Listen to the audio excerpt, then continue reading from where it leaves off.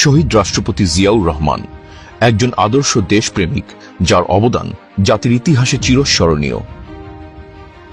আজ 19শে জানুয়ারি আমরা কৃতজ্ঞ চিত্তে স্মরণ করছি সেই মহান নেতাকে, যিনি দেশ ও জাতিকে দিয়েছিলেন নতুন আশার আলো।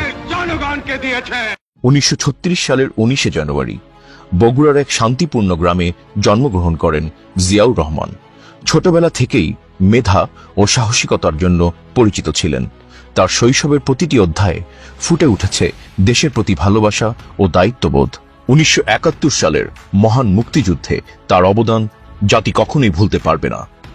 চট্টগ্রামের কালুরঘাট বেতার কেন্দ্র থেকে স্বাধীনতার প্রথম ঘোষণা করেন জিয়াউর রহমান। যুদ্ধক্ষেত্রে তার চৌকস নেতৃত্বে মুক্তিযোদ্ধারা বীরত্বের সঙ্গে লড়াই করে।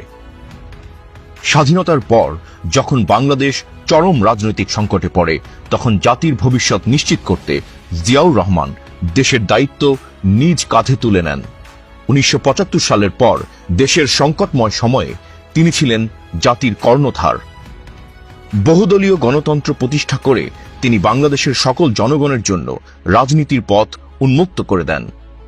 1978 সালে দেশের মানুষের জন্য নতুন রাজনৈতিক শক্তি হিসেবে প্রতিষ্ঠা করেন বাংলাদেশ জাতীয়তাবাদী দল বিএনপি।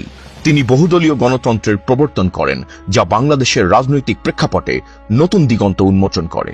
তার ঘোষিত 19 দফা কর্মসূচি দেশের অর্থনৈতিক ও সামাজিক অগ্রগতিতে গুরুত্বপূর্ণ ভূমিকা পালন করে। কৃষি, শিক্ষা, শিল্পসহ বিভিন্ন ক্ষেত্রে তার অবদান আজও স্মরণীয়।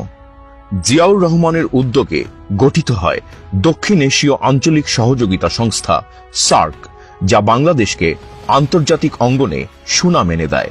তার নেতৃত্বে বাংলাদেশ বিশ্ব দরবারে পরিচিতি লাভ করে। শহীদ জিয়াউর রহমানের স্মৃতির প্রতি আমরা বিনম্র শ্রদ্ধা জানাই। তার নেতৃত্বে জাতি পেয়েছিল একটি স্বাধীন পরিচয়, একটি স্বাধীন স্বপ্ন। তার ত্যাগ ও আদর্শ আমাদের চলার পথে আলোকবর্তিকা হয়ে থাকবে।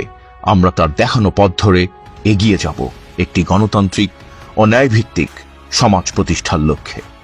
আজ তার জন্মবার্ষিকীতে আমরা তার প্রতি গভীর শ্রদ্ধা জানাই। তার নেতৃত্ব, তার স্বপ্ন আজও আমাদের পথ প্রদর্শন করে। বিএনপি সবসময় জিয়াউর রহমানের আদর্শ ধারণ করে দেশ ও জনগণের জন্য কাজ করে যাবে।